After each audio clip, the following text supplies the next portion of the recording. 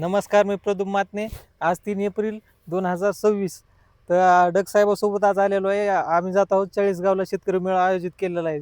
तर डगसाहेबांनी सांगितल्याप्रमाणे पावसानं महाराष्ट्रात धुमाकूळ घातलेला आहे. तर काही जागेवर गारपीट तर काही जागेवर जास्त प्रमाणात पाऊस झालेला आहे. पुण्याची तर परिस्थिती बघितलेली आहे. आता डगसाहेबाला विचारू, आता कसं वातावरण राहणार आहे. तर नमस्कार, मी पंजाब डक. आज आहे 3 एप्रिल 2026. तर राज्यामध्ये आणखीन आज 3 आणि उद्याची 4, तर 4 तारखेपर्यंत राज्यात पावसाचं वातावरण राहणार आहे. आणि 5 एप्रिलपासून राज्यातला पावसाचा जोर ओसरणार आहे. हवामान कोरडं होणार आहे. 5 तारखेपासून हे लागायचं. मग राज्यात सांगायचं झालं तर मग आज 5 तारखेला नेमकं आपलं 3 तारखेला, आज 3 तारखेला सातारा जिल्हा, पुणे जिल्हा, अहिल्यानगर, नाशिक जिल्हा, धुळे, नंदुरबार, त्याच्यानंतर जळगाव जिल्हा, त्याच्यानंतर संभाजीनगर, बीड जिल्हा, लातूर जिल्हा, धाराशिव जिल्हा, परभणी जिल्हा, जालना जिल्हा, बुलढाणा जिल्हा, अकोला, अमरावती, वर्धा, नागपूर, भंडारा, गोंदिया, चंद्रपूर, यवतमाळ, गडचिरोली, वाशिम, हिंगोली, नांदेड ह्या परिसरामध्ये आज देखील पाऊस पडणार आहे. दुपारी 3:30च्या नंतर पाऊस पडणार आहे, म्हणून हा अंदाज लक्षात यायचा. मग सांगायचं झालं तर आज ह्या मी जे सांगितले त्या जिल्ह्यात पाऊस असणार आहे. अहिल्यानगरकडे देखील आज बऱ्याच भागामध्ये गारपीट होणार आहे. पुणे देखील आज खूप पाऊस पडणार आहे, म्हणून पुणेकरांना देखील अंदाज लक्षात यायचा. पण पुणेकरांना सांगू इच्छितो की उद्यापासून पुण्याचा पाऊस कमी होणार आहे, म्हणून हे देखील पुणेकरांना लक्षात यायचं.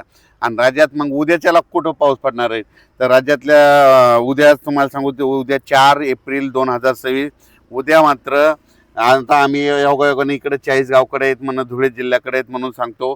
धुळे जिल्हा, चाळीसगाव तालुका, संभाजीनगर, त्याच्यानंतर जालना जिल्हा, परभणी जिल्हा, नांदेड जिल्हा, हिंगोली जिल्हा, बुलढाणा जिल्हा, अकोला जिल्हा, वर्धा, नागपूर, भंडारा, गोंदिया, चंद्रपूर, यवतमाळ, वाशिम, हिंगोली, म्हणजे उद्या फक्त पूर्व विदर्भ आणि पश्चिम विदर्भाचे 11 जिल्हे.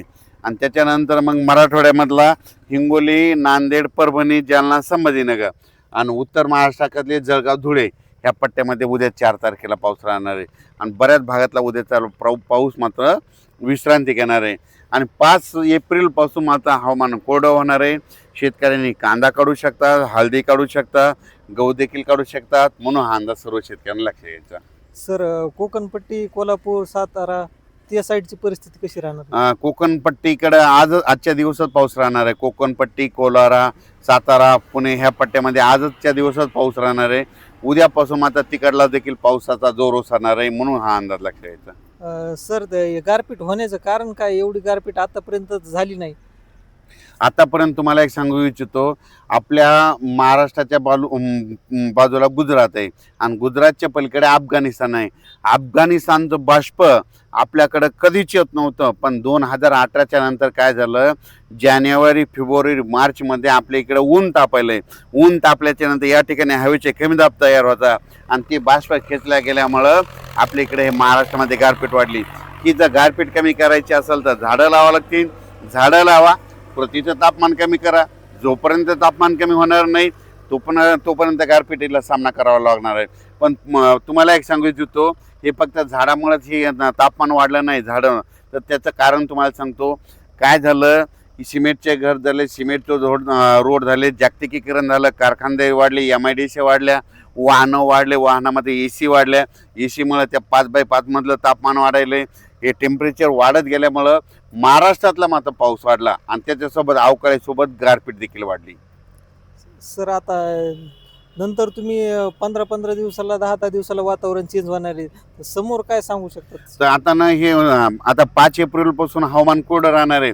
पण पुणेकराला एकदा आणखीन एक सांगू इच्छितो, 15-16ला पुणे, सातारा जिल्ह्यामध्ये स्थानिक वातावरण तयार होऊन 15-16च्या दरम्यान त्या 2 जिल्ह्यामध्ये एक थोडा पाऊस येणार आहे, म्हणून हे देखील पुणेकरांना लक्षात यायचं.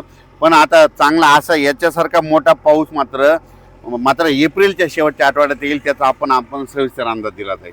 सध्या शेतकऱ्यांना काय सांगू इच्छितात. शेतकऱ्याला म्हणून सांगू इच्छितो की तुम्ही काय करा, 5 एप्रिलपासून तुम्ही काय करा, कांदा काढू शकता, हळद काढू शकता, ज्यांचे गहू राहिले ते देखील काढू शकता. सध्या काही पाऊस येणार नाही म्हणून काही चिंता करायची गरज नाही. डाळिंब शेतकऱ्यासाठी काय सांगू इच्छितात. डाळिंब शेतकऱ्याला सांगू इच्छितो की आता 5 एप्रिलच्या नंतर हवामान कोरडं राहणार आहे, उन्हाची तीव्रता वाढत जाणार आहे, म्हणून हे देखील त्यांनी लक्षात घ्यायचं आणि आपण आपल्या फवारणीचं नियोजन करायचं.